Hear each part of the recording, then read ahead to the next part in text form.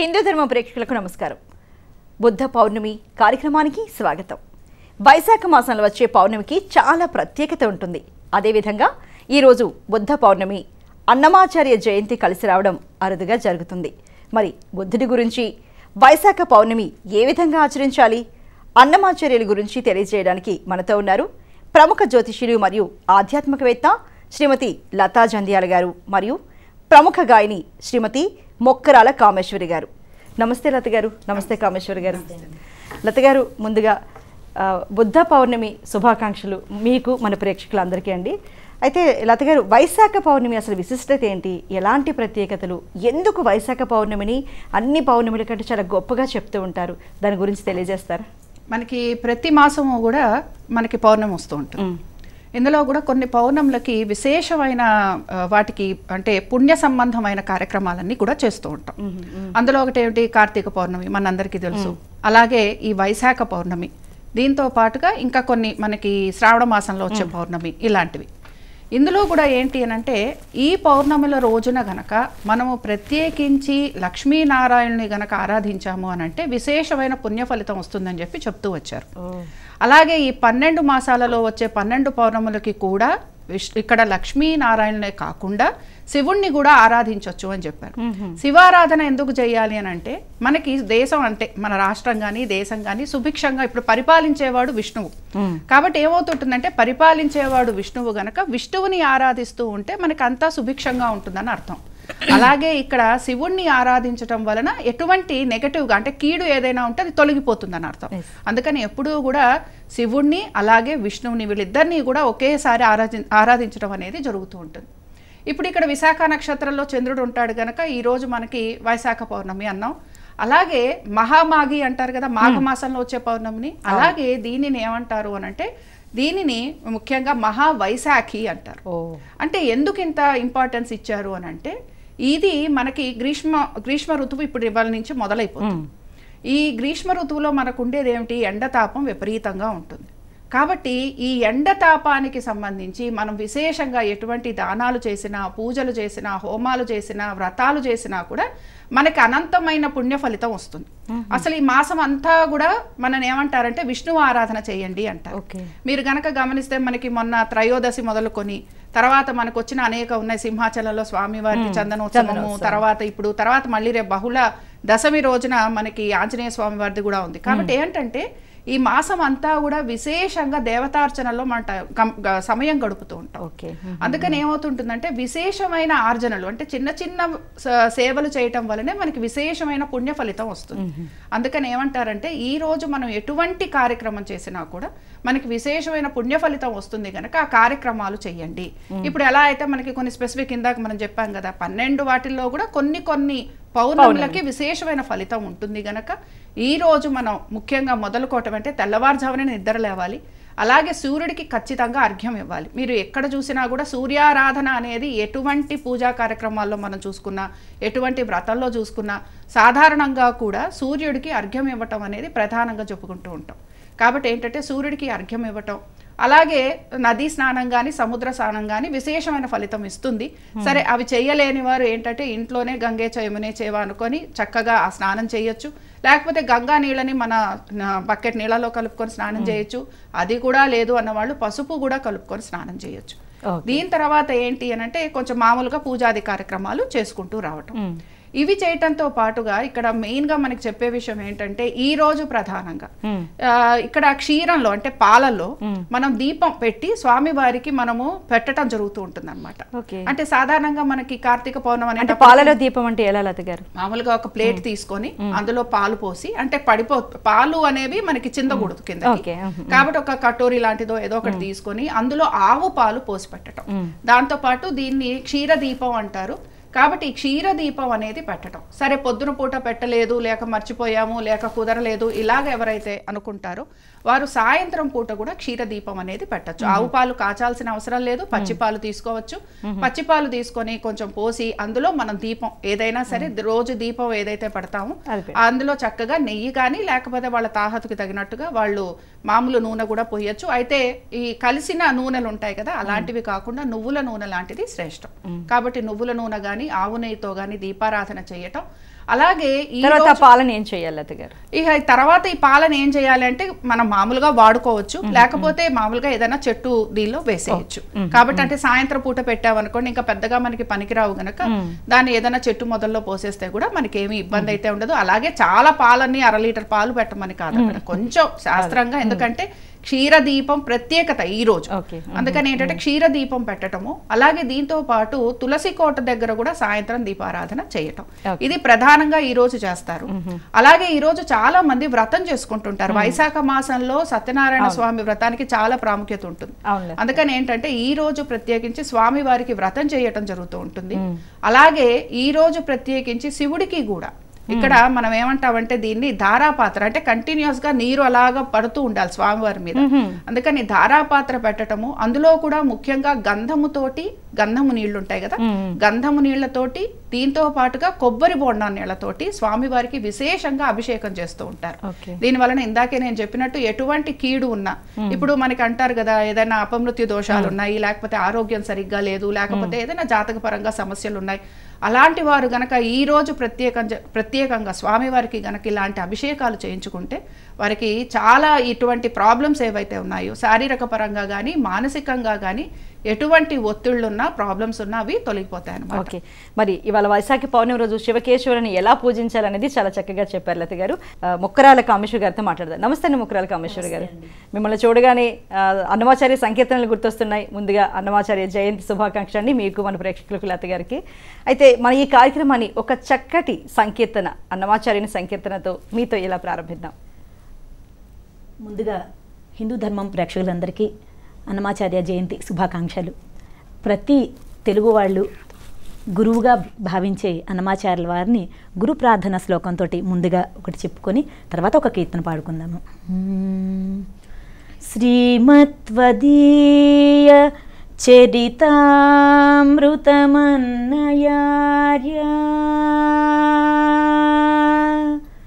పీత్వాపి నైవ సుహితా మనుజా భవేయుః త్వం వెంకటాచలపతేరివ భక్తి సారం త్వం వెంకటాచలపతేరివ భక్తి సారం శ్రీ తాళ్లపాక గురుదేవ శ్రీ తాళ్లపాక గురుదేవ నమో నమస్తే నమో నమస్తే.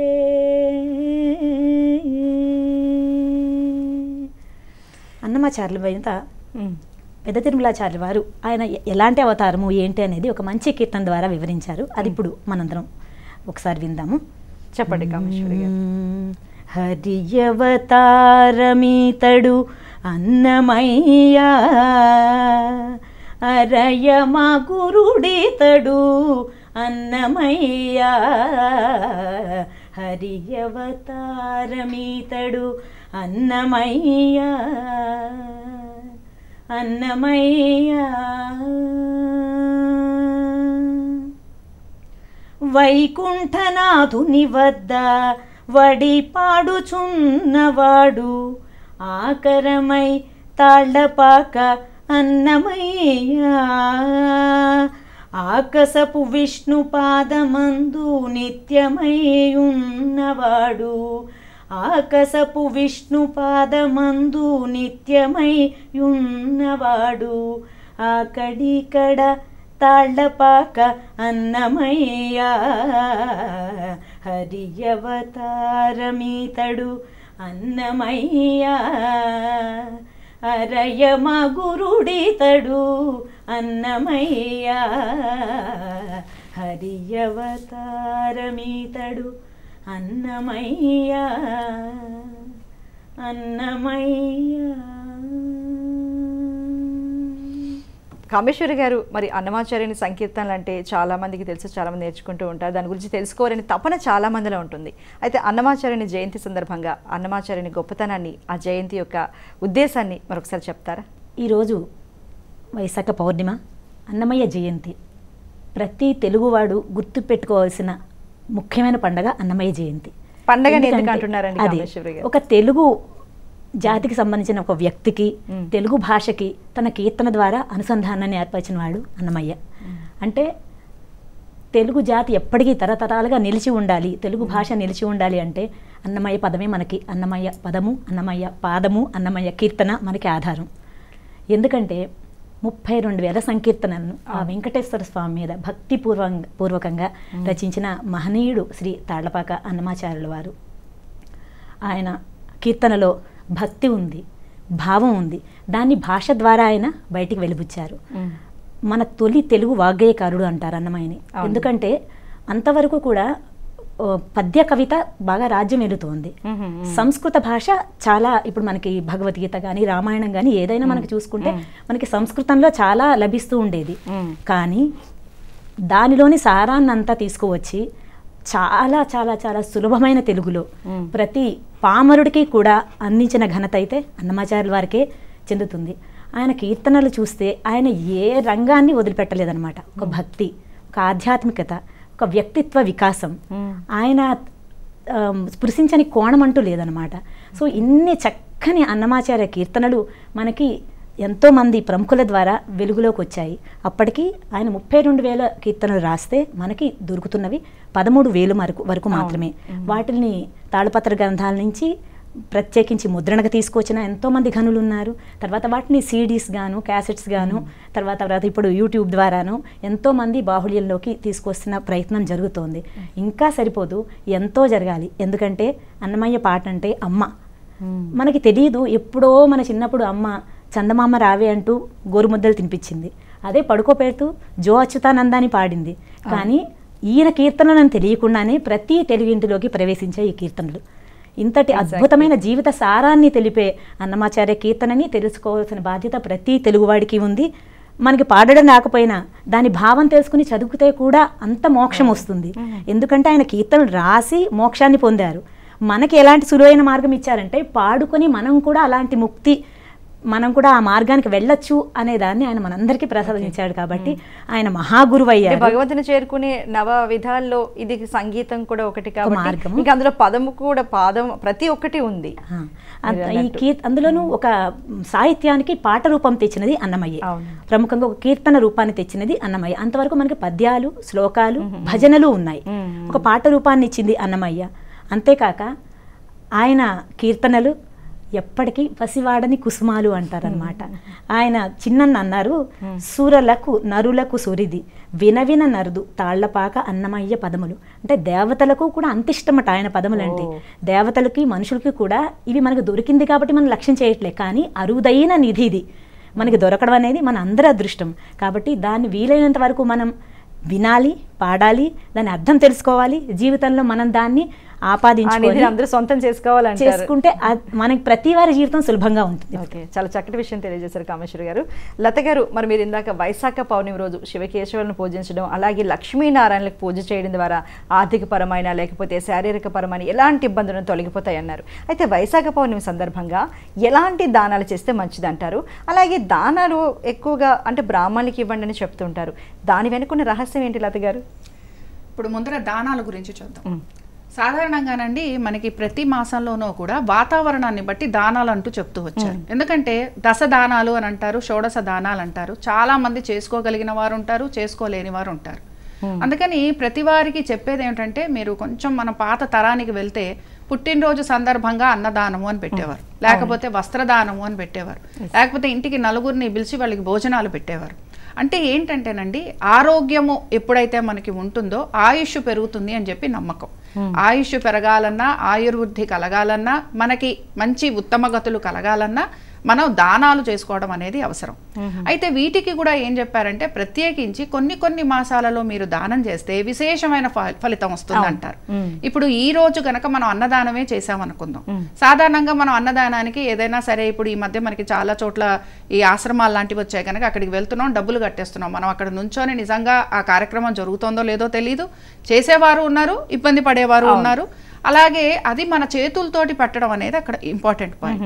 సరే, ఇప్పుడు ఇక్కడ విషయం ఏంటంటే ఈ రోజు గనక మనం చేస్తే 10,000 మందికి అన్నదానం చేసినట్టు. ఈ రోజు ఒక్కరోజు చేస్తే 10,000 మందికి అన్నదానం చేసిన ఫలితం వస్తుంది. అలాగే ఈరోజు ప్రత్యేకించి ఇప్పుడు ఇందాకే అనుకున్నాం కదా, ఒక రకంగా మన సమ్మర్ సీజన్ అంటాం కదా, గ్రీష్మ ఋతువు అంటేనే ఎండాకాలం. కాబట్టి ఈ కాలంలో మనం ఇబ్బంది పడే అంశాలు ఏమిటి? ఎండ వేడికి మనం ఎక్కువగా ఇబ్బంది పడుతూ ఉంటాం. అందుకని ఏంటంటే గొడుగు ఇవ్వాలి, కంపల్సరీగా గొడుగు ఇవ్వటం, చెప్పులు ఇవ్వటం. అలాగే చాలా మంది నువ్వుల దానం కూడా చేస్తూ ఉంటారు. సరే, నువ్వుల దానం కొంతవరకు ఈ రోజు ప్రత్యేకించని ఏమీ చెప్పలేదు. కానీ ఎందుకంటే నువ్వుల దానం ఎందుకు చేస్తారు అని అంటే వారికి ఏదైనా శారీరక పరమైన ఇబ్బందులు ఉన్నా, లేకపోతే గ్రహశాంతి కోసం అన్నా కూడా చేసుకుంటూ ఉంటారు. దీంతో పాటు బెల్లం కూడా కొంతమంది దానం ఇస్తారు. బట్ ప్రముఖంగా చెప్పుకునే వాటిల్లో ఏంటి అని అంటే చెప్పులు, గొడుగు, అలాగే ఒక చల్లటి కుండలో నీళ్లు. ఎందుకంటే ఎండాకాలమే గనక చల్లటి కుండలో నీళ్లు. వీటితో పాటుగా మామిడి పళ్ళు మనకి విసనకర్ర ఇస్తారు. ఇప్పుడు ఈ మాసంలో మనకి విరివిరిగా దొరికే పళ్ళు ఏమిటి అని అంటే మామిడి పళ్ళు. అయితే ఎందుకు మామిడి పళ్ళు ఇవ్వాలి? ఇప్పుడు మామూలుగా మిగతా కాలాల్లో మనం అరటిపళ్ళు పెట్టేసి దాన ధర్మాలు చేసేస్తూ ఉంటాం. ఇప్పుడు బ్రహ్మగారు వచ్చారంటే వారికి అరటిపళ్ళు పెట్టి మనం స్వయం పాకం పెట్టి దక్షిణ తాంబూలాలు ఇచ్చేస్తాం. మరి ఎందుకు చెయ్యాలి అని అంటే ఈ మామిడి పళ్ళు ఇవ్వటం వలన పితృదేవతలకి సంబంధించి ఎటువంటి దోషాలు ఉన్నా తొలగిపోతాయి. సో అందుకని మామిడి పళ్ళని ఇవ్వటం అంటే ఇప్పుడు ఏంటంటే మామిడి పళ్ళు ఇంక ఇప్పటి నుంచి బాగా వస్తాయి గనక చాలా మంది వాళ్ళకు ఇది వరకు తోటలు అవి ఉండేవి ఉన్న వాళ్ళు ఇప్పటికీ కూడా ముందుగా బ్రాహ్మలకి ఇచ్చి, లేకపోతే ఆలయంలో కూడా అమ్మవారి దగ్గర స్వామివారి దగ్గర పెట్టి ఆ తర్వాత వీళ్ళు తీసుకోవటం అనేది కనపడుతూ ఉంటుంది. అలాగే ఈరోజు విశేషంగా ఈ దానాలతో పాటు మరి బ్రాహ్మణుడికే ఎందుకు ఇవ్వాలి? ఇప్పుడు బ్రాహ్మణుడు ఏంటంటేనండి దేవుడికిను మనకి ఆయన కనెక్టింగ్ అన్నమాట, కనెక్టింగ్ ఫోర్స్ ఆయన. ఇక్కడ ఏమంటారంటే బ్రాహ్మణుడు కూడా అంటే ఆయనకి మంచిగా ఆయువు కలిగిన వాడు, అలాగే ఆరోగ్యవంతుడు, శాస్త్రం తెలిసినవాడు, అంటే విద్యని అభ్యసించిన వాడు, అలాగే ఆయనకి ఎటువంటి ఇబ్బందులు లేని వాడికి ఇవ్వమని చెప్పారు. ఎందుకంటే వాళ్ళ మనసులోనే వాళ్ళు అనేక ఇబ్బందులతో ఉంటే వాళ్ళు మన ఆశీర్వదించేది ఏమీ ఉండదు. అందుకని ఏంటంటే భగవంతుడికిను బ్రాహ్మణుడు ఏంటంటే మనకి ఆయన అనుసంధానం చేస్తూ ఉంటాడనమాట. అందుకని బ్రాహ్మణుడికి ఇవ్వటం వలన ఏం జరుగుతూ ఉంటుందంటే ఆయన మనకున్న కష్టాలు ఏవైతే ఉన్నాయో ఆయన వాటి గురించిన ఒక సలహాను, లేకపోతే మనకు ఒక విషయం చెప్పడము, లేకపోతే ఇదిగో ఫలానా విషయం చేశారంటే మీరు భగవంతుడికి దగ్గరగా వెళ్తారని, లేకపోతే భగవంతుడి అనుగ్రహం కలుగుతుందని మనకి చెప్తూ ఉంటాడు.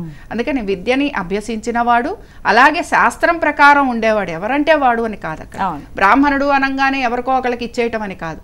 అంటే వాళ్ళు కూడా పద్ధతిగా రోజు కూడా వాళ్ళకి ఏవైతే ఉంటాయో ఆచరణ, అంటే వాళ్ళు కూడా రోజు కొన్ని కర్మలు చేయాలి, నైమితిక కర్మలు కొన్ని ఉంటాయి వాళ్ళకి. సంధ్యావందనం చేసుకోవటం, అలాగే విద్యని ఏదైతే వేదం చదివారో వాళ్ళు, ఇలాంటి వాళ్ళకి మనం దానం ఇవ్వాలి. అలాగే ఆరోగ్యవంతమైన వాడికి ఇవ్వాలన్నమాట. సో వీళ్ళకి దానం ఇవ్వటం వలన ఏం జరుగుతుంది? మనకున్న పాపాలు, ఇప్పుడు దానాలు ఎందుకు చేసుకుంటాము అని అంటే మనకున్న పాప క్షయం అయిపోవాలి.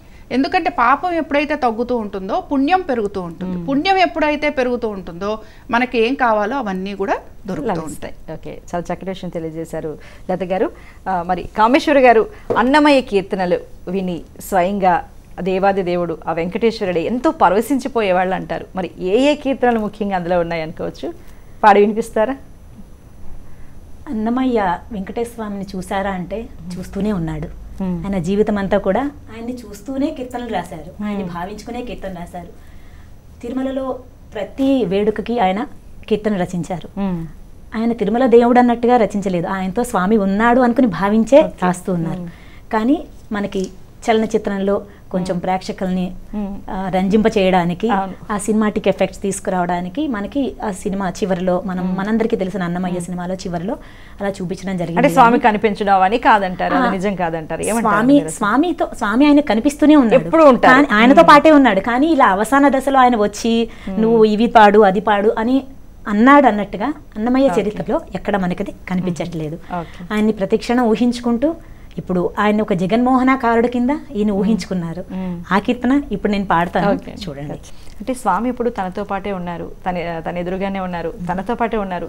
తను నీళ్లు తాగినా, పడుకున్నా, నిద్రపోయినా, కూర్చున్నా, ఏం చేస్తున్నా అన్నది అనుద్దేశం.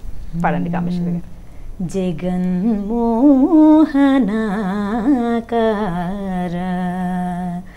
జగన్మోహనాకార చతురుడవు పురుషోత్తముడవు వెగటు నా సోదంబు ఇది నీ వేలితో నా వెలితో జగన్మోహనాకార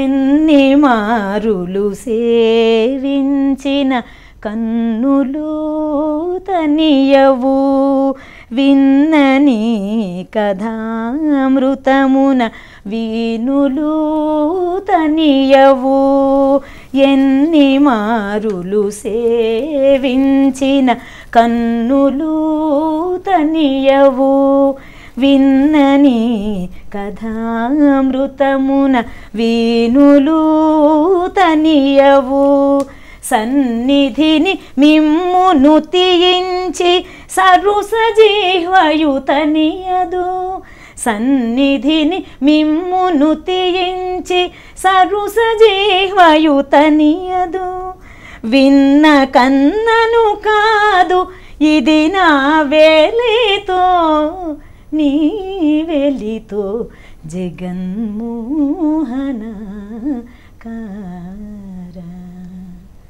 కీర్తనలో చూడండి ఆయన ఏం చెప్పాడు, నీకు ఎన్ని చేస్తున్నా సరే నాకు ఇంకా తనివి తీరట్లేదు అంటే ఇది నా దోషం అంటావా నీ దోషం అంటావా అంటే ఏదన్నా ఆయన మనకు కనిపించట్లేదనో మనకి భగవంతుడు ఏమి కృప చూపట్లేదు అంటుంటే అది ఆయన తప్పు కాదనమాట. మన భక్తిలో ఏదో లోటు ఉండబట్టే అది జరుగుతూ ఉంటుందన్నమాట. అన్నమయ్య ఆయన గురించి ఇది చెప్పుకున్నట్టు కాదు, యవద్భక్తులు మేము ఇది అడిగాము నువ్వు ఎందుకు ఇవ్వలేదని అడుగుతూ ఉంటారు కదా, ఇలాంటి వాళ్ళందరినీ ఉద్దేశించి ఈ కీర్తన చెప్పారన్నమాట. ఇక చాలా చక్కగా చెప్పారండి లత గారు. అయితే చాలామంది ఆర్థికంగా చూసుకుంటే అసలు సంపాదన ఏం చేసినా సంపాదన ఉండట్లేదు అన్న వాళ్ళు కొంతమంది, అసలు ఎంత సంపాదించినా అసలు ఏమీ సరిపోవట్లేదు, ఎప్పుడు చూసినా ఆర్థికపరమైన సమస్యలు అనేవాళ్ళు కొంతమంది, చాలామంది ఇలా కనిపిస్తూ ఉన్నారు. అలాంటి వాళ్ళ కోసం మరంటే ఏమైనా యంత్రాలు చెప్తారా లేకపోతే మంత్రాలు చెప్తారా, ఇవాళ చేసుకునే పరిహారం ఏదైనా చెప్తారా లత గారు? చాలా మంచి ప్రశ్న అండి. ప్రతి వారు కూడా కోరుకునేది ఒకటి ఏమిటంటే ఆరోగ్యం, రెండోది ఏమిటంటే ఆర్థికంగా వారికి అనుకూలత ఉండాలని. అవును. కాబట్టి ఇక్కడ ఈ రోజు ప్రత్యేకించి ఎందుకంటే లక్ష్మీనారాయణను ఎలా కొలవాలని అనుకుంటామో పౌర్ణమి రోజున మనం లలితాదేవిని అంటే లలిత అమ్మవారిని కూడా సాధారణంగా అందరూ కూడా పౌర్ణమి రోజుల్లో అమ్మవారిని పూజించడం అనేది ఎక్కువ కనపడుతూ ఉంటుంది. అంటే శాక్తేయులు ఎవరైతే ఉన్నారో ఎవరైతే అమ్మవారి ఆరాధన ఎక్కువగా చేస్తూ ఉంటారో పౌర్ణమి ఏ పౌర్ణమిని కూడా వాళ్ళు వదిలిపెట్టుకోవడం అంటూ జరగదు. అయితే అమ్మవారి ఆరాధనలో ఇప్పుడు మామూలుగా లలిత అమ్మవారి ఆరాధన చేసేవారు ఏమంటారంటే అమ్మవారిని కనుక పూజించాము అని అంటే మనకు అన్ని అష్టైశ్వర్యాలు మనకు వచ్చేస్తాయి. కాబట్టి ఏం చేస్తూ ఉంటారు, అమ్మవారి అష్టోత్తరం చదవటమో సహస్రనామాలు చదవటమో, ఇంకా కొంతమందికి ఏంటంటే ఈ దీనిలోనే ఇంకా వాళ్ళు ఇంకొంచెం ముందుకు వెళ్ళిన వాళ్ళు ఉంటారు.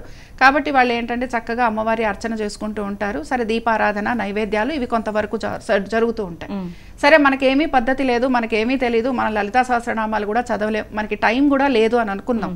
అలాంటప్పుడు ఏంటంటేనండి ఈ రోజు ప్రత్యేకించి చిన్న చిన్నవి చేసుకుంటే కూడా మనకి చాలా పెద్ద పెద్ద ఫలితాలు వస్తాయి. ఒకటి డబ్బు బాగా కావాలి అనుకున్నవారు ఈరోజు ఎవరికైనా ఒక 10 రూపాయలు ఒక రూపాయో ఎంతో కొంత వాళ్ళ శక్తి అనుసారం ఇంత అని లేదు ఎవరికైనా దానం చేసేందుకు ప్రయత్నం చేయటం.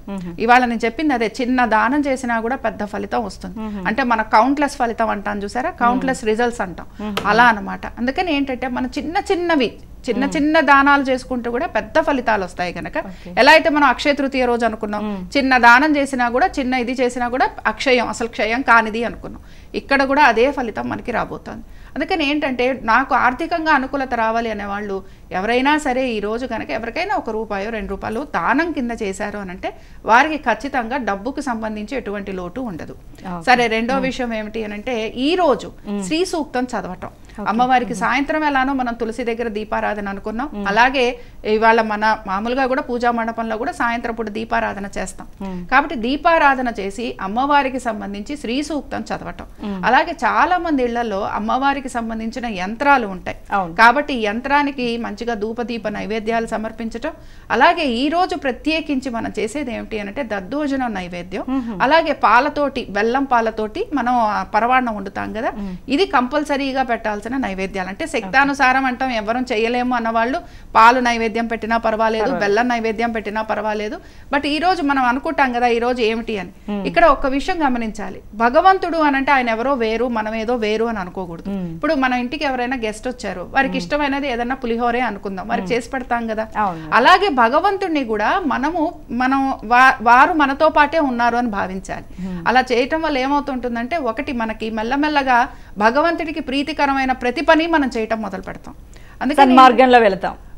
కొంచెం ఆలోచన భగవంతుడి వైపు మళ్ళుతూ ఉంటుంది. అంటే సాధనలో మెల్లమెల్లగా వెళ్తూ ఉంటాం అనమాట. ఇప్పుడు సుధాముడే ఉన్నాడు. ఈ రోజు మనం ప్రత్యేకించి కృష్ణుడు సుధాముడికి ఇక్కడ సత్య వినాయక పూర్ణిమ వ్రతం అని ఒకటి చేయించాడు. ఈ రోజు చాలా ప్రత్యేకంగా కూడా ఇది చేస్తూ ఉంటారు. ఇదేమిటి అని అంటే మనకు అందరికీ తెలిసింది ఇక సుధాముడు అసలు ఆయన అతి బీదరికంలో ఉన్నవాడు. ఆ మరమరాలే ఆయన తీసుకొని వెళ్ళి అటుకులు తీసుకువెళ్ళి, మరమరాలు కాదు అటుకులు తీసుకువెళ్ళి కృష్ణుడికి ఇచ్చాడు. సరే, కృష్ణుడు కూడా అంతే ప్రేమగా దాన్ని స్వీకరించడం జరిగింది. అవునా? అంటే అక్కడ ఏమిటి? నమ్మకం, భక్తి. సో భక్తి ఎప్పుడైతే ఉంటుందో, నమ్మకం ఎప్పుడైతే ఉంటుందో, అప్పుడు భగవంతుని అనుగ్రహం అనేది మన మీద కలుగుతుంది. ఇదే కాన్సెప్ట్ లో మనం వెళ్ళామనుకో, అప్పుడు భగవంతుడు వేరు మనం వేరు అన్న మాట రాదు. అది భగవంతుడి మీద ఇంకా భక్తి పెరుగుతూ ఉంటుంది, నమ్మకం పెరుగుతూ ఉంటుంది. అప్పుడు ఏమవుతూ ఉంటుందంటే, ఏది ఇచ్చినా కూడా భగవంతుడే ఇస్తాడులే అన్న ఒక ఆలోచనలతోటి వెళ్ళిపోతాం. ఇప్పుడు మన అన్నమాచార్య కీర్తనలో కూడా చాలా చూస్తే మనం అదే జరుగుతూ ఉంటుంది అనమాట. ఏంటంటే ఆయన వేరు, ఆయన కీర్తిస్తున్నాం, కీర్తనలో ఏం చేస్తున్నాం, మనం పారవస్యం చెందుతున్నాం, మనం అనుభవిస్తున్నాం. అంటే భగవంతుడిని మనం కొలవాలి, భగవంతుడికి దీపం పెట్టాలి. ఇప్పుడు ఎందుకండి కొంతమంది రెగ్యులర్ గా చేస్తూ ఉంటారు, దీపం పెట్టడమే కానీ, పువ్వులు పెట్టడమే కానీ, లేకపోతే అభిషేకాలు చేయించడమే కానీ. ఇదేమిటి అని అంటే భయంతో కాదు, భక్తితోటి, భగవంతుడు అంటే ఇష్టంతో. అది కాబట్టి ఏంటంటే ఈ రోజు ప్రత్యేకించి అమ్మవారి యంత్రానికి కాబట్టి ధూపదీప నైవేద్యాలు, హోమం చేసుకోవటం, శ్రీ సూక్తంతో చక్కగా హోమం చేసుకోవటం. అలాగే ఈరోజు ఏనుగు కూడా ప్రాస్పరిటీకి సంబంధించింది, ఐశ్వర్యానికి సంబంధించింది. ఒక ఇత్తడి ఏనుగు, ఒక చిన్న ఇత్తడి ఏనుగు పెట్టుకోవడం. దీంతో పాటుగా చాలా మంది ఏం చేస్తుంటారంటే పసుపు కొమ్ములు కూడా శుభప్రదమే, ఐశ్వర్యదాయకం. అందుకని ఇప్పుడు మనకి ఈ రోజు శ్రీ సూక్తం చదువుతూ ఇక్కడ తెల్లటి పువ్వులతోటి కానీ ఎర్రటి పువ్వులతోటి కానీ చేయటం. ఇక్కడ ఏంటంటే తెల్లటి పువ్వులు ఎర్రటి పువ్వులు అని ఎందుకు అన్నాము అని చూద్దాం. తెల్లటి పువ్వులు అంటే మల్లె పువ్వులు. ఈ కాలంలో మనకి విరివిరిగా దొరికేవి మల్లె పువ్వులు. కాబట్టి మల్లె పువ్వులతోటి చేయడం అనేది మనకి శుభాలను ఇస్తుంది, అలాగే ఐశ్వర్యాన్ని కూడా కలిగిస్తుంది. అందుకని మల్లె పువ్వులతోటి అర్చన చేయటం. ఒక 11 కానీ 8 కానీ పసుపు కొమ్ములు మంచివి తీసుకోవాలి, పుచ్చు లేనివి తీసుకోండి, చక్కటివి తీసుకోండి. వాటిని ఒక ప్లేట్లోనో ఎందులోనో పెట్టి దానికి చక్కగా అష్టోత్తరం కానీ, ఇందాక నేను చెప్పినట్టుగా శ్రీ సూక్తం కానీ చదివి వాటిని పూజించి ఆ తర్వాత ఒక ఎర్రటి గుడ్డలో గనక కట్టి మన లోపల పెట్టుకుంటే, అంటే మన కబోర్డ్స్ లో గనక అలా పెట్టుకుంటే ఐశ్వర్యం నిలబడుతుంది అని చెప్తారు. కాబట్టి ఇది చేయటం, ఇలాంటివి ఏవి చేసినా కూడా మనకి డబ్బు అయితే ఖచ్చితంగా, అంటే ఐశ్వర్యాన్ని ఇచ్చే పనులు చేయాలి. ఐశ్వర్యాన్ని ఇచ్చే పనులు చేసావనంటే ఐశ్వర్యం వస్తుందనే చెప్తాం. లత గారు మనకోసం ఒక కాలర్ వెయిట్ చేస్తున్నారండి. హలో, నమస్తే అండి. నమస్తే అండి. మీ పేరేంటి, ఎక్కడి నుంచి మాట్లాడుతున్నారండి? మాది రాజమండ్రి అండి. నా పేరు పుణ్యావతి. ఓకే అండి, ఏంటండి మీరు ఏం అడగదలుచుకున్నారు? అదే సాయంత్రం పాలతో దీపం పెట్టమన్నారు కదండి, దీపం ఎలా పెట్టాలండి? ఓకే, లత గారు చెప్తారండి. అమ్మ, ముందర ఆవు పాలు తెచ్చుకోండి అమ్మ. కొంచెం ఆవు పాలు సరిపోతాయి, చాలా మనకి పెద్ద మొత్తంలో అక్కర్లేదు. అలాగే ఏదైనా సరే ఒక చిన్న గిన్నెలో పోసి పెట్టండి, ఎందుకంటే ప్లేట్ లాంటివి పోసి పెడితే ఆ పాలన్నీ కూడా చిందిపోతాయి. గుర్తుపెట్టుకోవాల్సింది ఏంటంటే క్షీర దీపము అనేది పెడుతున్నప్పుడు, అంటే ఇలాగ పాలతోటి వీటితోటి మనం పెడుతున్నప్పుడు ఆ పాలన్నీ కింద చిందిపోవడము అదంతా ఇదవ్వకూడదు అనమాట, భగవంతుడికి చేస్తున్న సేవ. అందుకని ఏంటంటే చిందకుండా ఏదైనా సరే ఒక ప్లేట్లో కానీ ఒక గిన్నెలో కానీ కొద్దిగా పాలు తీసుకోండి అమ్మ. చాలా పాలు కూడా ఏం అక్కర్లేదు. మీరు పెట్టే దీపం ఏదైతే ఉంటుందో అదంతా నిండా మునిగిపోవాల్సిన అవసరం లేదు, కొంచెం అడుగు తాకుతూ ఉంటే సరిపోతుంది. దానిలో మీరు ఈ దీపంలో ఏం చేస్తారంటే కొంచెం మనకి నెయ్యి కానీ, ఆవు నెయ్యి కానీ, లేకపోతే నువ్వుల నూనె కానీ కూడా మంచిదే. ఆవు నెయ్యి అయితే ఇంకా శ్రేయస్కరం. మీరు పెట్టగలిగితే ఆవు నెయ్యితో పెట్టండి, లేకపోతే నువ్వుల నూనెతో పెట్టండి. అలాగే మీరు 3 ఒత్తులు వేసినా పర్వాలేదు, కొంతమంది 2 ఒత్తులు వేస్తారు. 3 ఒత్తులు వేసినా పర్లేదు, 2 ఒత్తులు వేసినా పర్లేదు. దీపం మాత్రం ఖచ్చితంగా పెట్టండి. ఇంకొక విషయం ఏంటంటే ఈ రోజు దీపారాధన చేసిన తర్వాత ఉట్టి దీపం పెట్టి దండం పెట్టుకుని వెళ్ళిపోవడం కాదు. ఇక్కడ దీని వెనకాల ఇంకొక కథ కూడా ఉంది, తర్వాత చెప్పుకుందాం. ఈ క్షీర దీపం పెట్టిన తర్వాత స్వామి వారికి ప్రత్యేకంగా ఇందాక మనం చెప్పుకున్న నైవేద్యాలు పెట్టడం, అంటే దద్దోజనంతో పాటుగా మనం బెల్లం అన్నం అనుకున్నాం. కాబట్టి ఇక్కడ ఏంటంటే పాయసం, అన్న పరవాణం అంటారు కదా, బెల్లంతో వండిన పరవాణం అది పెట్టడం. వీటన్నిటితో పాటు స్వామివారికి ఇష్టమైన సహస్రనామాలు కానీ లేకపోతే అష్టోత్తరం కానీ చదవటం. అందులో కూడా స్వామివారు వనమాలి కాబట్టి ఏంటంటే వారికి ఇష్టమైనది తులసీ దళాలు. తులసీ దళాలతోటి గనక మనం ఇలాగ చేస్తే వారు ఎటువంటి ఇబ్బందులు పడుతున్నా కూడా అవన్నీ కూడా త్రుటిలో వాళ్ళకి తప్పిపోతాయి. ఓకే, చాలా చక్కగా తెలియజేశారు లత గారు. కామేశ్వర గారు, మరి అన్నమయ్య కీర్తనలు ఇందాక పాడారు. జగన్మోహన్ రెడ్డిగా స్వామివారిని ఊహించుకుంటూ అన్నమయ్య పాడిన చక్కటి కీర్తన మాకు వినిపించారు. అలాగే అంటే నందకం లాగానే అంటే కులమత వ్యత్యాసాలను కూడా ఆ రోజుల్లోనే అన్నమయ్య గారు చీల్చి చెండాడారండి. అసలు నందకం అంశతో పుట్టారు అన్నమాచార్యులు అంటారు. అలాగే ఆయన కులమత వ్యత్యాసాలను కూడా చీల్చి చెండాడారు. దీనికి సంబంధించి ఏదైనా పాట పాడతారా, లేకపోతే ఏం చెప్తారు? మనందరికీ చాలా బాగా తెలిసిన పాట, అర్థం అవుతుండే పాట. ఒక్కసారి అది పాడి తర్వాత అలాగే కామేశ్వర గారు. బ్రహ్మమొక్కటే పరబ్రహ్మమొక్కటే తందనానాహి తందనానా పురే తందనానా భళ తందనానా భళ తందనానా భళ తందనానా కందువ గుహీనాధికములిందు లేవు అందరికి శ్రీహరే అంతరాత్మ హరే అంతరాత్మ శ్రీహరే అంతరాత్మ ఇందులో జంతు కులమింతానొకటే అందరికి శ్రీహరే అంతరాత్మ హరే అంతరాత్మ శ్రీహరే అంతరాత్మ తందనానాహి తందనానా పురే తందనానా భళ తందనానా భళ తందనానా భళ తందనానా నిండార రాజు నిద్రించు నిద్రయునొకటే అండనే బంటు నిద్రాదియునొకటే మెండైన బ్రాహ్మణుడు మెట్టు భూమి ఒకటే చండాలుడుండేటి సరి భూమి ఒకటే ఆ సరి భూమి ఒకటే ఆ సరి భూమి ఒకటే తందనానాహి తందనానా పురే తందనానా భళ తందనానా భళ తందనానా భళ తందనానా భళ తందనానా భళ తందనానా భళ తందనానా భళ తందనానా. మరోసారి మమ్మల్ని వేరే లోకంలోకి తీసుకుపోయారు. ఇంకొక కాలర్ అయితే వెయిట్ చేస్తున్నారండి, మీతో మాట్లాడదాం అంటున్నారు. హలో, నమస్తే అండి, మీ పేరేంటి, ఎక్కడి నుంచి మాట్లాడుతున్నారో చెప్పి కామేశ్వర గారితో మాట్లాడండి. నమస్కారం అండి కామేశ్వరి గారు, నా పేరు రాధా. నమస్తే అండి. మీరు అన్నమయ్య గురించి చాలా చక్కగా పాడుతున్నారు. నా ఒక చిన్న కోరిక, చెప్పండి. గురు తిరిగిన దొంగ కూకు అనే పాట పాడగలుగుతారా అండి? తప్పనిసరిగా అండి. థ్యాంక్స్ అండి ఫోన్ చేసినందుకు. గురు తిరిగిన దొంగ ఏంటండి అది? గురు తిరిగిన దొంగ. లత గారు, మీకు ఐడియా ఉందా? నాకు ఐడియా లేదండి. ఇక్కడ అన్నమాచార్య కీర్తనల్లో ఉన్న గొప్పతనం ఒకటి ఏంటంటే, సంగీతము అంటే సంగీతం తెలిసిన వారు ఉంటారు కదా, అంటే మామూలుగా మనకి ఏమంటారు ఇక్కడ శృతి లయలు అంటాము, తర్వాత వీళ్ళు తాళం వేస్తారు, ఇలాంటివన్నీ ఉంటాయి కదా, ఇవన్నీ తెలియని వారు కూడా చక్కగా పాడుకోవచ్చు అన్నమాట. కరెక్ట్. దొరికిందండి? దొరికిందండి. గురు తేరేగిన దొంగ కూగూగు గురిలోనే దాగేనే కూగూగు వీడే గురిలోనే దాగేనే కూగూగు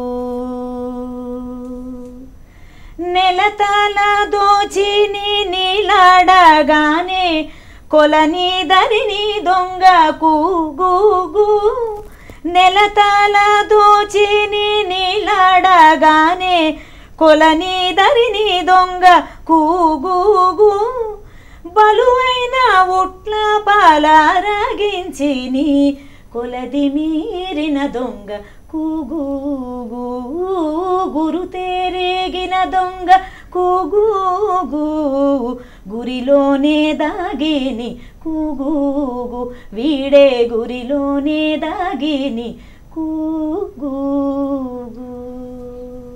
ఈ పాట అడగడం వెనుక ఏంటి ఉద్దేశం అనుకోవచ్చండి? అంటే ఇది కృష్ణలీలలో చూపిస్తూ మనకి ఎప్పుడు కూడా మన టార్గెట్, మన గురి ఎవరు ఉండాలి అంటే స్వామి ఉండాలి. ఓకే. అది ఉంటే ఈ భవబంధాల నుంచి మనం తొందరగా విముక్తులు అవుతాం అనమాట. కృష్ణలీలలు చూపిస్తూ కృష్ణుడి మీద పాటల తీసుకొని అన్నమయ్య వారు ఇందాకనే చెప్పాను, ఆయన స్పృశించని కోణం లేదు. ఇలా మనకి ఎవరు కనిపిస్తూ ఉండాలి, మనం ఏమైనా పని చేస్తున్నా, ఏమైనా మనం వెళ్ళాలి అన్న మన గమ్యం ఏమి అంటే స్వామి అనమాట. దాని గురించి ఇలాంటి కీర్తన అన్నమాచార్య వారు రాశారు. ఓకే అండి, చాలా చక్కగా తెలియజేశారు. లత గారు, మరి చంద్రునికి సంబంధించి అంటే మానసిక సమస్యలు ఈ మధ్యకాలంలో చాలా పెరిగిపోతున్నాయి. ఇప్పుడు డివోర్స్ విషయానికి వచ్చినా, లేకపోతే ఎవరైనా ఒక ఆత్మహత్యల సంఖ్య పెరుగుతుంది అనుకున్నా, ఈ మానసిక సమస్యలే మొదటి కారణం. మరి ఇవాళ పౌర్ణమి అంటే చంద్రునికి పౌర్ణమికి చాలా చక్కటి సంబంధం. ఇవాళ చంద్రునికి సంబంధించి ఏమైనా చేసుకోదగ్గ పరిహారాలు ఉన్నాయి? ఎందుకంటే అన్నీ ఉన్న మానసిక శాంతి లేని వాళ్ళు చాలా మంది ఉన్నారు. వాళ్ళ కోసం ఏం చెప్తారు లత గారు? చంద్ర సంబంధంగా ఉండే ఏ దోషమైనా సరే, జాతక పరంగా ఇందాక మీరు చెప్పినట్టుగా మానసిక పరమైన ఇబ్బందులు అనుకుందాము, చాలా వరకు కూడా ఆయన మనసుకి సంబంధించిన గ్రహం అన్నమాట. అందుకని ఏమవుతుంటుందంటే మనకి మనసుకు సంబంధించిన వాడు కనుక మానసికమైన ఇబ్బందులు ఎటువంటివి ఉన్నా కూడా చంద్ర సంబంధంగా పరిహారాలు చేసుకోవాలి. ముఖ్యంగా ఈ పౌర్ణమి రోజులు, ఎందుకంటే చంద్రుడు చాలా బలంగా ఉండే రోజులు ఇవి. అందుకని ఏంటంటే ఈ పౌర్ణమి రోజుల్లో కనుక చంద్రుడికి చాలా మంది ఏం చేస్తారంటే పాలని నైవేద్యంగా పెడుతూ ఉంటారు. రాత్రిపూట పౌర్ణమి తిథిలో అంటే సాయంత్రం మనకి 8-9 ఆ ప్రాంతంలో చాలా మంది ఉపవాసాలు ఉండి ఈ చంద్ర సంబంధంగా కూడా శివుడికి అభిషేకం చేస్తూ ఉంటారు. ముఖ్యంగా పాలతోటి చేసే అభిషేకం. ఇప్పుడు మనకేమంటారు మామూలుగా ఈ మనకి పంచామృతాలతోటి అభిషేకము అని అంటారు. అందులో కూడా పాలతోటి చేసే అభిషేకము వలన మనసుకి సంబంధించినవన్నీ కూడా తొలగిపోతూ ఉంటాయి. దీంతో పాటు ఈ మాసంలో శివుడికి, ఎందుకంటే ఇందాక మనం శివుడిని కూడా ఆరాధించాలి ధారాపాత్ర అనుకున్నాం కదా, ఇందులో కూడా ప్రతి ఒక్కటి కూడా చెప్తూ వచ్చారు ఏ మాసంలో ఎటువంటి శివుడికి మనము ఆరాధన చెయ్యాలని. ఇందులో ఏంటంటే వజ్రంతో రూపొందించిన శివుడిని మనము అభిషేకం చేయాలి అని చెప్పారు ఈ మాసంలో ప్రత్యేకించి. లేదండి మనకి అవన్నీ దొరకవు కదా, కొంచెం కష్టమైన పని గనక బంగారంతో చేసిన శివుణ్ణి గనక ఆరాధిస్తే ఎటువంటి చంద్రపరమైన దోషాలు ఉన్నా తొలగిపోతాయి. అంటే చంద్ర సంబంధంగా ఉండే దోషాలని శివారాధనతోటి లేదా అభిషేకంతో మనం తొలగించుకోవచ్చు. అలాగే మనకి బంగారము లేదంటారా, వెండి లేదంటారా, అప్పుడు మనం ఏంటంటే మామూలుగా పార్థివలింగాలు అంటాం కదా, వాటితోటి చేసుకోవటం. కాబట్టి ఏంటంటే ఇది ఒకటి. రెండోది ఏంటంటే ఈ రోజు బియ్యము దానం ఇవ్వటం. బియ్యము గనక దానం ఇచ్చినా కూడా మనసుకి ప్రశాంతత వస్తుంది. ఇక్కడ కొన్ని కాంబినేషన్స్ కూడా ఉంటాయండి. మనసుకి సంబంధించి ఒక చంద్రుడు ఒక్కడే కారకుడు అవ్వడు, చంద్రుడితో పాటు వేరే గ్రహాలు కూడా కలిసినప్పుడు ఈ మీరు అన్నట్టుగా అనేక రకాల ఇబ్బందులు అనేవి కలుగుతూ ఉంటాయి. కాబట్టి ఏంటంటేనండి చంద్రుడు ఎప్పుడైనా సరే జాతక పరంగా కొంచెం ఇబ్బందికరమైన పొజిషన్స్లో ఉంటే కనుక తప్పనిసరిగా వీరు పౌర్ణమి రోజుల్లో కనుక వారు ఇలా చేసుకుంటూ వస్తే వీరికి బాగుంటుంది. ఇంకొక విషయం ఏంటంటే ఈ రోజు ప్రత్యేకించి ఏంటంటే క్షీరసాగర మదనం. ఇప్పుడు ఏంటంటేనండి ఈ రోజుకి ఇంకొక విశేషం కూడా ఉంది. ఇవాళ ఏంటంటే కూర్మ జయంతి చేస్తారు. అదేమిటి అని అంటే, ఎందుకంటే ఇందాక మనం దీపానికి పాలు మనం పెట్టుకున్నాం కదా, అంటే పాలల్లో దీపం పెట్టాము. అలాగే ఈ రోజు ఏమిటి అని అంటే చంద్రుడు పౌర్ణమి మంచిగా ఉన్నాడు, విశాఖ నక్షత్రంలో ఉంటాడు. విశాఖ నక్షత్రానికి అధిపతి ఎవరు అని అంటే సుబ్రహ్మణ్య స్వామి. అందుకని సుబ్రహ్మణ్య స్వామిని కూడా ఒక రకంగా చంద్రుడు రాహుతో ఉన్నా, కేతుతో ఉన్నా, చంద్రుడు కుజుడితో ఉన్నా, ఇలాగ లేకపోతే చంద్రుడు శనితో ఉన్నా కూడా, అందుకనే ఇందాక శివాభిషేకాలని చెప్పాం. ఈ సుబ్రహ్మణ్య స్వామి ఆరాధన చేసినా కూడా చంద్రపరంగా ఉండే దోషాలన్నీ కూడా తొలగిపోతాయి. అంటే ముఖ్యంగా చంద్రరాహువులు గనక ఉంటే మానసికంగా వీరు చాలా అశాంతికి గురవుతూ ఉంటారు. అందుకని ఏంటంటే ఇప్పుడు ఎవరికైనా సరే వారికి మీనరాశిలోనే ఉన్నారు, మీనరాశిలో మనకున్న నక్షత్రాలు పూర్వభద్ర, ఉత్తరభద్ర, రేవతి నక్షత్రంలో ఎవరైతే ఉన్నారో అక్కడే గనక వారికి ఇప్పుడు రాహు కూడా సంచారం అక్కడే ఉంది గనక వారు తప్పనిసరిగా ఈరోజు అభిషేకం చేయించుకున్న, బియ్యం దానం ఇచ్చిన, అలాగే చంద్రుడికి పాలని నైవేద్యంగా పెట్టిన, ఇందాక మనం చెప్పుకున్నాం లలితా సహస్రనామాలు చదువుకున్నాం. ఎందుకంటే అమ్మవారు చంద్రుణ్ణే అలంకరణగా ఆవిడ ధరిస్తోంది కాబట్టి ఏంటంటే లలితా సహస్రనామాలు చదువుకున్న ఇవి విశేషమైన ప్రశాంతతని ఇస్తాయి, అలాగే మంచి ఫలితాన్ని కూడా ఇస్తాయి. ఓకే అండి, ఒక కాలర్ అయితే వెయిట్ చేస్తున్నారు, చూద్దామండి. హలో, నమస్తే అండి. హలో, నమస్తే మేడం. మీ పేరేంటి, ఎక్కడి నుంచి మాట్లాడుతున్నారు, ఎవరితో మాట్లాడాలనుకుంటున్నారు? లత గారితోనా, కామేశ్వరి గారితోనా? కామేశ్వరి గారు. చెప్పండి మాట్లాడండి. నమస్తే. ఇప్పుడు బుద్ధ పౌర్ణమి కదా, గౌతమ బుద్ధుడి గురించి చెప్తే చాలా మంది తెలుసుకుంటారు కదా. అంటే బుద్ధుడి గురించి అంటే లత గారు చెప్తారు. లత గారు బుద్ధుడి గురించి చెప్పబోతున్నారండి. అదే అండి, మొత్తం కన్ఫ్యూజ్ అయ్యాను. అంటే సరే అంటే బుద్ధుడి గురించి ఏం తెలుసుకోవాలనుకుంటున్నారండి? అభ్యాసం చేసిన ఆనాపాన సతి గురించి డీటెయిల్స్ ఉంటాయి కదా, అది చెప్తే ఎవరైనా ధ్యానంలోకి రావటం కూడా వచ్చి వాళ్ళు వస్తారు కదండి. మాకు కొంచెం అర్థం కాలేదు. అంటే ధ్యానం చేసే వాళ్ళు ఎవరైనా ఉంటే సరేనండి, సరే ధ్యానంలోకి వెళ్ళడానికి ఒక మార్గంగా. అంటే ఇక్కడ బుద్ధుడి కథ గనక మనం తెలుసుకున్నామంటే అర్చన గారు, బేసిక్గా ఆయన చెప్పింది ఏమిటి అని అంటే ముందర ప్రేమ, దయ, కరుణ. ఇప్పుడు మనసు అనేది ప్రతిదానికి కారకం అండి. ఇప్పుడు మనం ఇందాక చంద్రుడు గురించి మాట్లాడాం. చంద్రుడు మనసుకి కారకుడు అని అన్నాం. ఏమవుతూ ఉంటుందంటే మనసే దేనికైనా కూడా, మనకి ఆనందం కలిగినా ఇదే మనసు రియాక్ట్ అవుతుంది, మనకు బాధ కలిగినా కూడా ఇదే మనసు రియాక్ట్ అవుతుంది. బుద్ధుడు చెప్పే సూత్రాలు ఏమిటి అని అంటే, అసలు ఒక ప్రాబ్లం వచ్చింది అని అనుకుందాం, మనసుకి సంబంధించి ఏదైనా ఒక ఇబ్బంది కలిగింది, ఏదైనా సరే ఒక ఇబ్బంది కలిగింది. ఇబ్బంది కలిగినప్పుడు ఆ ఇబ్బందిని ఎలా తొలగించుకోవాలి అని మనం ఆలోచన చేయాలట. ఫస్ట్ బుద్ధుడి ఆయన మొత్తం దీనిలో కూడా మనకి 4 నోబుల్ ట్రూత్స్ అని ఉన్నాయి. అంటే 4 ఇవి చెప్పాడు ఆయన, సూత్రాలు చెప్పాడు. అందులో ఒకటి ఏమిటి అని అంటే కష్టం కలిగింది. కష్టం కలిగినప్పుడు ఈ కష్టం నుంచి ఎలా బయటికి రావాలి, అలాగే కష్టం నుంచి బయటికి రావడానికి ఇప్పుడు కష్టం కలిగిందని అందులోనే కూర్చోకూడదు. ఆ కష్టం ఏమిటి, కష్టం నుంచి బయటికి ఎలా రావాలి, ఇవి 2. మూడోది ఏమిటి అని అంటే ఆ వచ్చే మార్గంలో, అంటే ఆ వచ్చే మార్గంలో మనకి ఏమైనా ఇబ్బందులు ఉండొచ్చు కాబట్టి ఆ మార్గం ఎలా ఉంటుంది అని ఆలోచించుకోవాలి. కష్టం నుంచి ఎలా బయటికి రావాలి, కష్టం ఎందుకు కలిగింది, దీనికి వెళ్తున్న మార్గంలో మనం ఏ విధంగా ఉండాలి. ఈ 4 గనక మనం కనుక్కున్నామంటే అసలు మనసుకి ఎందుకు కష్టం కలిగిందనే దాని జోలికి వెళ్ళం. కాబట్టి ఏంటంటే ఇది ముఖ్యంగా మనకి బుద్ధుడి గురించి మనం కొంత చెప్పుకుంటూ వెళ్తాం కనుక వారికి అర్థమయ్యేందుకు. అంటే మనసు అనేది ఇప్పుడు మనం ఏదైనా సరే మెడిటేషనే చెయ్యాలి అని అనుకుంటే మనసు అనే దాన్ని పట్టుకోవాలి. కాబట్టి మనసుని గనక మనం మనసు పైన దృష్టి పెట్టగలిగితే మనం మెడిటేషన్ లాంటిది ఖచ్చితంగా చేసుకోవచ్చు. ఓకే లత గారు, ఇంకో కాల్ చూద్దామండి. హలో, నమస్తే అండి. నమస్తే, చెప్పండి. మీ పేరేంటండి, ఎక్కడి నుంచి మాట్లాడుతున్నారు? మరి సోంపేట అండి, శ్రీకాకుళం జిల్లా. ఓకే, ఏం అడగాలనుకుంటున్నారండి? ఏమంటే ఈరోజు బుద్ధ పౌర్ణిమ అన్నారు కదా, సంధ్య సమయంలో ఎలా చేస్తే బాగుంటది అని తెలుసుకుందామని. రైట్ అండి, లత గారు మరి మీరే చెప్పాలి. సంధ్యా సమయంలో అమ్మ ఇక్కడ మనకి 2 ఉన్నాయి కదా. ఈరోజు వైశాఖ పౌర్ణమి విశిష్టత మనం ఇందాక నుంచి చెప్పుకుంటున్నాము. అలాగే బుద్ధ పూర్ణిమ అంటే బుద్ధుడు చెప్పిన సూత్రాలు ఏమిటి అనేది కూడా మనం తెలుసుకోవాలి. ఇందాక మనం చెప్పుకున్నాం కదా, ఒకటి ఏమిటి అని అంటే మనసుని దేని మీద కూడా, అంటే దేనిలో అయినా మనం విపరీతంగా లోతుగా ఆలోచించటం మొదలు పెడితే దాని మీద మనకి ఆసక్తి కలుగుతూ ఉంటుంది. ఎప్పుడైతే ఆసక్తి కలుగుతుందో అది బాధని కలిగిస్తుంది. సో బుద్ధుడు చెప్పిన సూత్రాలు ఏమిటి అనేవి మనం అర్థం చేసుకోవాలి.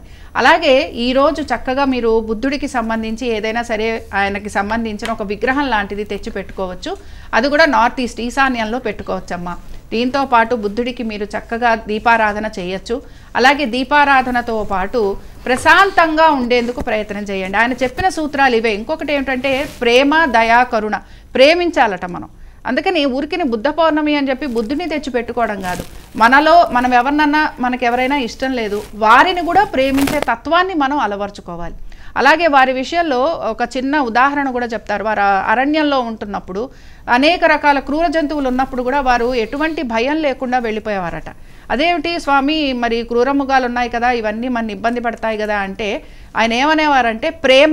ఎప్పుడైతే నువ్వు ప్రేమతోటి చూడటం మొదలు పెడతావో ఆ ఎదుటి జంతువు ఎలాంటిదైనా సరే, క్రూర జంతువైనా అది కూడా అంతే ప్రేమని నీకు చూపిస్తుంది అంటాడట. ఆయన ఇది ఏంటంటే ఆయన చేసి చూపించినవి. అందుకని ప్రేమ ఒకటి అవసరము. అలాగే కరుణ. ఇప్పుడు ఎవరినైనా క్షమించే గుణం కావాలి. కాబట్టి అది తర్వాత మనసుకి ఏది కూడా మనం పట్టించుకోకూడదు. ఇవి గనక మీరు ప్రాక్టీస్ చేస్తూ ఉంటేనండి మళ్ళీ వచ్చే బుద్ధ పౌర్ణమికి మీరు కూడా కొంతవరకు బుద్ధుడి యొక్క ఆలోచనలు, అంటే ఆయన ఏం చెప్తున్నాడు అనే ఆలోచన మనకి కలిగింది గనక వారు చెప్పిన సిద్ధాంతాలను కూడా మనం ఫాలో అవ్వడం మొదలు పెడితే చాలా వరకు మనం ఆనందంగా గడిపేందుకు అవకాశాలు. ఓకే, కామేశ్వరి గారు, మీ నోట మరొక అన్నమాచార్య సంకీర్తన వినాలని ప్రేక్షకులు అందరూ వెయిట్ చేస్తున్నారండి. నిన్న నృసింహ జయంతి. అవును, అన్నమాచార్యుల వారు వెంకటేశ్వర స్వామి వారి తర్వాత ఎక్కువ సంకీర్తనలు రాసింది నృసింహస్వామి మీద. అహోబిలంలో ఆయన నరసింహ దీక్ష తీసుకున్నారు. శెట్టకోపం స్వామి వారు అని ఈయనకి నరసింహ దీక్ష ఇచ్చారు.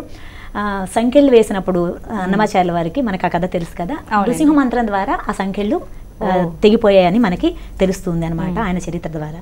అలాంటి నృసింహస్వామి మీద నవమూర్తులు, నవనరసింహాల మీద అన్నమయ్య వారు కీర్తన రచించారు. దాన్ని ఇటీవల పరమపదించిన మాకు చాలా ఇష్టమైన మా స్నేహితులు సత్యరాజ్ వేణుమాధవ్ గారు ఉన్న కాలంలో అద్భుతంగా స్వరపరిచారు అన్నమాచార్య కీర్తనని. ఆయన స్వరపరిచిన ఒక నరసింహ సంకీర్తన పాడుకున్నాం. నవమూర్తులైనట్టి నరసింహము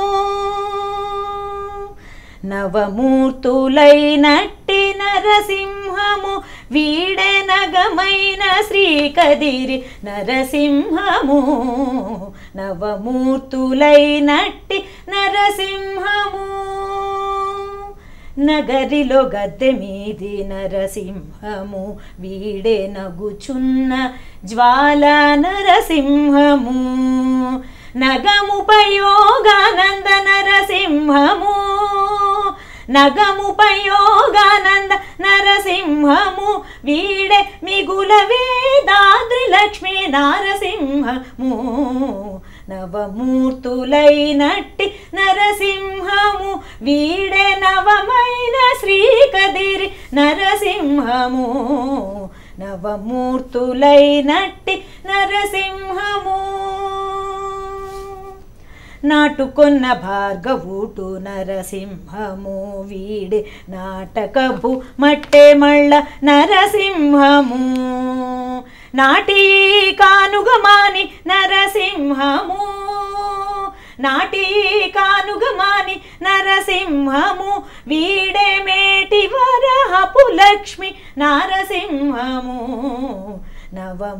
నవమూర్తులైనట్టి నరసింహము పొలసి అహోబలాన బొమ్మిరెడ్డి చెల్లలోన నలిరేగిన ప్రహ్లాద నరసింహము చెలగి కదిరిలోన శ్రీ వెంకటాద్రి మీద మెలగేటి చక్కని లక్ష్మీ నరసింహము నవమూర్తులైనట్టి నరసింహము నవమూర్తులైనట్టి నరసింహము.